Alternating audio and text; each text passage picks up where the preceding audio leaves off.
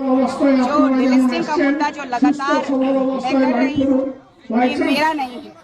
पंखराज बाबा कार्तिक उरांव जी का ये कहना था 1970 में, वो थक गए। इस समय वो सांसद थे, संसद भवन को हिला दिया था उन्होंने, सरकार को हिला दिया था। 348 सांसदों का हस्ताक्षर करवा के उन्होंने डिलिस्टिंग का मांग किया था।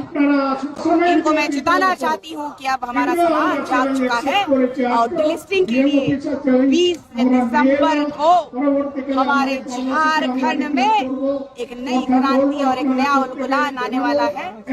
इस कॉन्फ्रेंस के माध्यम से 4 दिनों में ये खबर आप तक मिलेगी और ये आप लोगों तक अगर ये खबर पहुंच रही है, तो अगर आप चाहते हैं कि आपके बच्चों का नौकरी ना छीना जाए, जो विकास जो चाहती है सरकार वो ना छीना जाए, इन लोगों के पास विदेशी ताकतों के माध्यम से शिक्षा, स्वास्थ्य है, लेकिन आदिवासियों के पास ये नहीं है। ये पढ़ लिख करके ज्यादातर आदिवासी आरक्षण का लाभ उठा रहे हैं, तो ये ना हो इसीलिए, और हमारी रूढ़िवादी परंपरा को ये लोग छोड़ चुके हैं, इसीलिए एक नया क्रांति करने के लिए 41 की बात करेंगे तो इसी समुदाय के लिए संविधान में अंकित है कि इस समुदाय से अगर कोई ईसाई और मुसलमान बनता है तो उनका आरक्षण समाप्त करने की आवश्यकता है। वही ये लोग जो जाति जाति के नाम पे ढिंढोरा पीट रहे हैं, तो हम लोग इसी का तो विरोध कर रहे हैं कि आर्टिकल 342 में जो दिया हुआ है, जो कोशिश कर रहे हैं,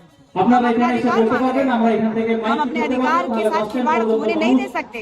चाहे हमारी संस्कृति हो, चाहे हमारा सभ्यता हो, चाहे विकास के नाम पे स्वास्थ्य, चिकित्सा और हमें बुनियादी सुविधाओं की मांग अगर सरकार से करनी होगी, तो पहले उन लोगों को हमारे समुदाय से हटाना होगा जो हमारी रूढ़िवादी परंपरा को छोड़ चुके हैं, जो लुकुर कमेटी का जो नॉर्म्स आता है उसको छोड़ चुके हैं। इसी बात की हमारी लड़ाई चल रही है। ये निशा भगत की लड़ाई नहीं है, मैं कोई पार्टी से नहीं हूँ।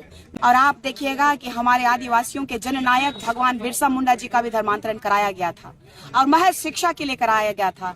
उनकी माँ और उनके पिता बेहद गरीब थे और आज हम लोग भी बेहद गरीब है। चाहे उनकी माता जी की बात कीजिए, चाहे इस वर्तमान परिवेश में गाँव में जाके देखिएगा जहाँ पे आज भी सड़कें ना पहुंची हो, जहाँ पीने के लिए स्वच्छ पानी ना हो, वहाँ अगर विकास चाहता हो तो बेबसी और बेचारा वाला जीवन न जीते हुए तो धर्मांतरण तो करेगा, लालच में तो आएगा। और जो लालच में नहीं है वो आज भी रूढ़िवादी परंपरा को अपनाए हुए हैं, आज उसको फॉलो कर रहे हैं और गर्व से कहते हैं कि आदिवासी। इसी का विरोध 20 दिसंबर को झारखंड के राजभवन के समक्ष एक नया इतिहास लिखने का काम करें।